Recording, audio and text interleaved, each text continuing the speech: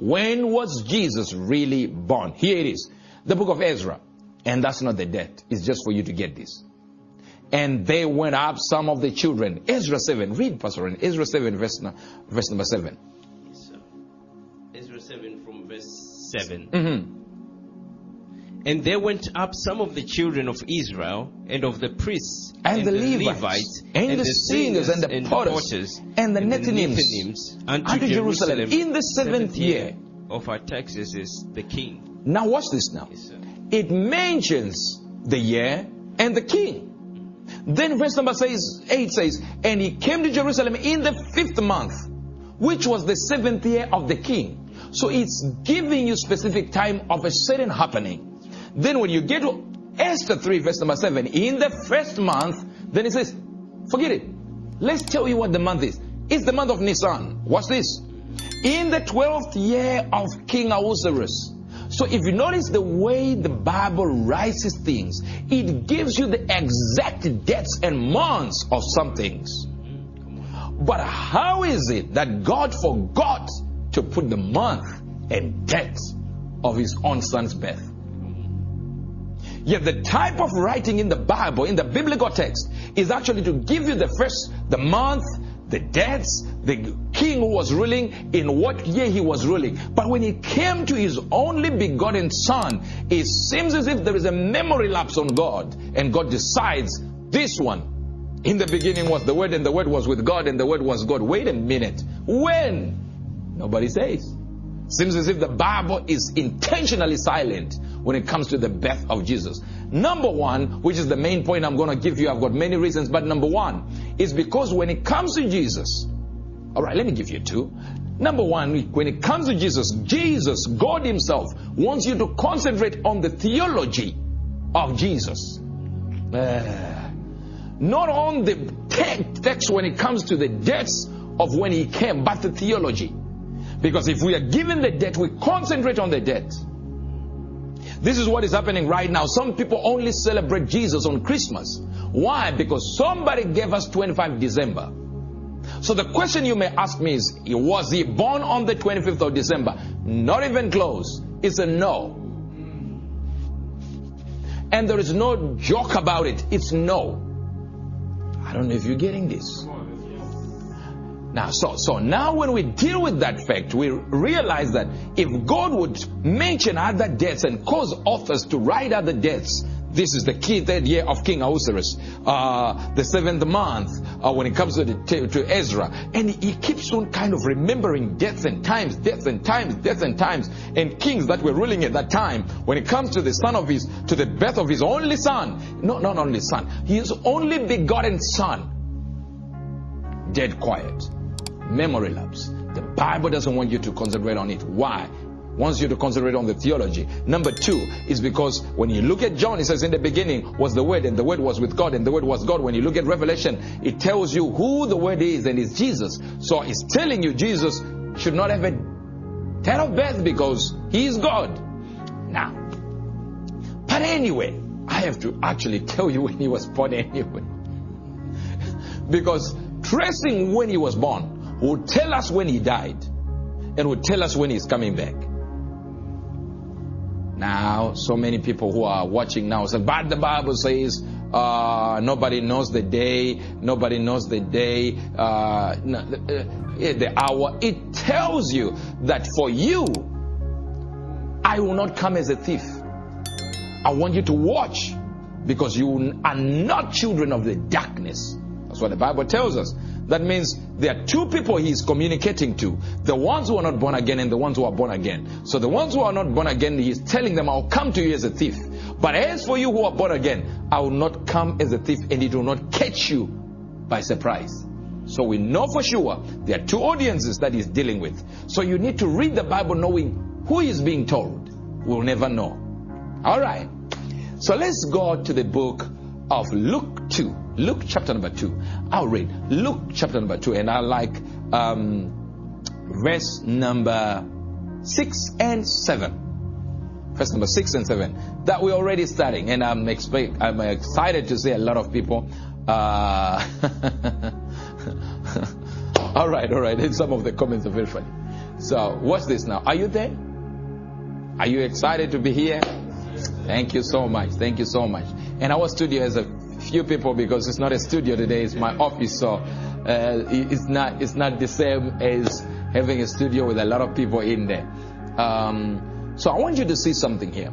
Luke 2, Luke chapter number 2, 6 and 7. There is actually the month Jesus was born right there. And she brought forth their firstborn. Let's go, verse number 6, Pastor Ronnie. Yes, sir. Verse 6. And so it was. That while they were there, the days were accomplished that she should be delivered. So we know this is not the day she got pregnant. It is the day she was supposed to be delivered, to deliver the child. Yes, verse 7. And she brought forth their her firstborn son, and wrapped him in swaddling clothes, and laid him in a manger. Yes. Because there was no room for them in the inn. Verse 8. And there were in the same country shepherds abiding in the field, keeping watch over their flock by night. That's it. Done. It has already told us what month it is. Just by that statement, it has told us what month it is. And I understand what people think when they hear this. They say, okay, it should be December because shepherds were out. No, you missed it. It said they were keeping the watch over their sheep at night. That only happened in Israel during what is called the lambing season. Now, here is where we go deeper. Because lambs are not like people. Sheep are not like people. They only give birth one time only per year. All of them. Yeah, I know they're missing it. It's not like somebody say my date of birth is June, my month of birth is June, my month of birth is February. No, sheep have got one season to give birth, and it's spring. That means between March and April. Done. So the shepherds will actually keep watch over their sheep at night, just in case they give birth. And guess what? They deliver their young ones rather. But I'm using give birth here for a purpose that you will see later. They deliver their young ones, and they have safety because the shepherds are there. Otherwise, they never shepherd. They're never shepherding their sheep during nights. No. Only happens at night because it's a lambing season. So it's definitely March to April. And we're going to zero in on the actual date. So now just imagine that God goes immediately to who? To the shepherds. Why? Because that's the day he is also delivering his own lamb. Oh. So to God it's a lambing season. To the shepherds it's a lambing season. I know you are not getting me. I know you're not getting me. So I don't know if they're getting this. I want you to get it. I want you to get it. I need to read my Bible different. People are going. I'm seeing a lot of people. Some people are learning. Thank you so much. Thank you so much. People are. Oh, thank you. Thank you. And Solomon Munyu says it's getting interesting. So are you getting this? I'm seeing people. Oh, latus incredibile non crecida actavatus. It's happening. It's happening. I'm telling you. I can see a lot are excited. Says, my father who speaks the Sophia that convinces even when you are ignorant to be convinced. Indeed, ships are seasonal breeders. Exactly, they are seasonal breeders. So it's just amazing, you know. It's just amazing. Now watch this. Are you there? Some people are getting it. Are they getting this part yet? Are they getting this part? Because we don't want to move to another level without you getting into really what we are talking about. They are getting it. Christopher says, my prophet, you've just blown this open wide. So theologians would think weather changes and stuff like that. They do not concentrate on lambing season. They do not, because they're not farmers. They have no idea what happens. They are not in animal husbandry, so they don't really know. If you go to Israel, and we go with my wife twice every year. In December, it's cold. Like you can never go out. It's cold. Besides, it's not lambing season. Sheep are not like human beings. Now, it's also in Bethlehem where it happens. So you say, but so what does it have to do with anything in Bethlehem? Bethlehem is because that's exactly where all the lambs, watch this, all the lambs are kept when they are for the sacrifice for temple, for use for the temple. They are kept in Bethlehem. So you wonder why Jesus would actually move from the city, Jerusalem, go out and go to Bethlehem. Why there is supposed to be a census to move somebody from there to go to where he should be born. He should be born in a location where there is what? The lambs for the sacrifice are kept. So God is making a typing shadow of what he does in the temple. Exactly the same thing. I don't know if you're getting this. And so many people say, oh, but you know, some people have got this mentality that, oh, it should happen during the Feast of Tabernacles because the Feast of God was tabernacling with us. Big difference. When you're talking about tabernacling, you're talking about God getting into a woman, conceiving. Big difference to birth. Number two, it's not possible for that to be so, because during the Feast of Tabernacles, it is one of those feasts that every male should be in Jerusalem at that time. You can't go anywhere. No male is allowed to go anywhere by law. So there is no way God will be breaking his own law, for God does not break his own word. All right. So you see that. So it's not going to be Feast of Tabernacles. All right. I don't know if they're getting it. Exodus 12 verse number 3. I want to show you some clue, another clue. And we haven't given you the date yet. We've just given you the parameters and the time, kind of the month, like April, March, you know, but you haven't gotten there yet. Let's go.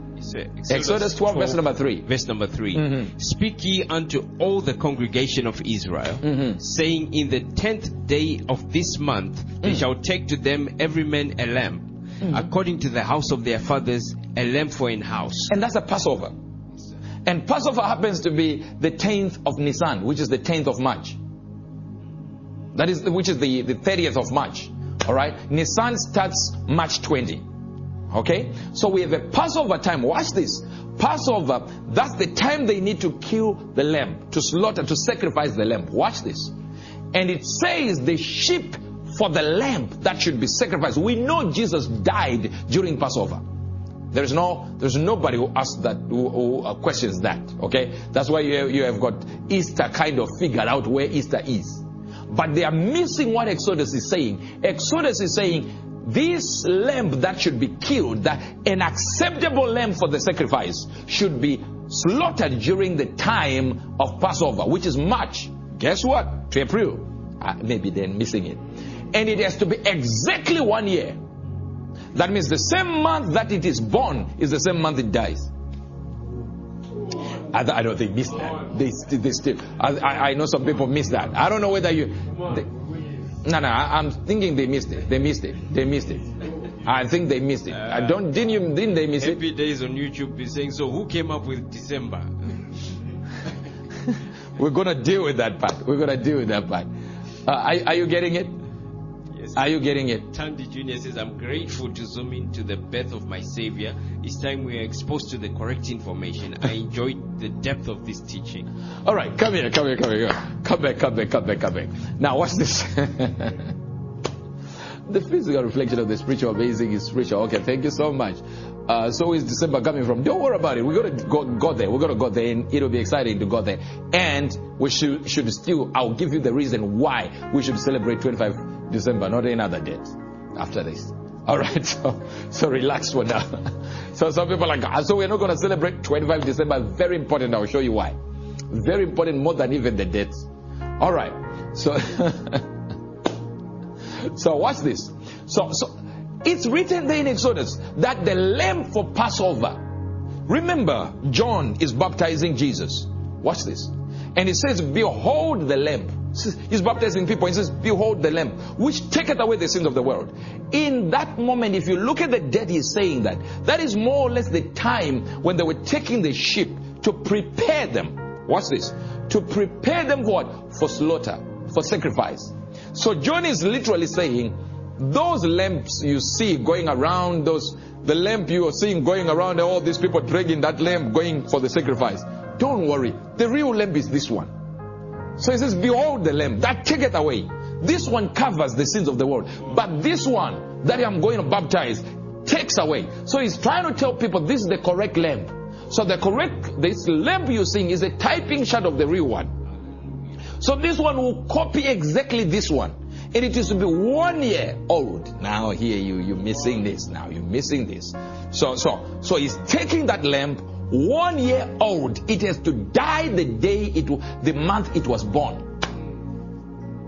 So we know for sure Jesus died the same day, the same month. Easter is the same time he died, is the same day he was born. No, you didn't get this. I need to wait to just see. All right, thank you so much. Thank you so much. People are really getting something. Mambra says, wow, learning deep revelations here. Somebody says I should repeat. I don't know why. Same day Passover is the same day Jesus should be sacrificed. He's sacrificed there, he should be born the same time. Why? Because the lamb died in the same month that it was born. So it says 1 year old.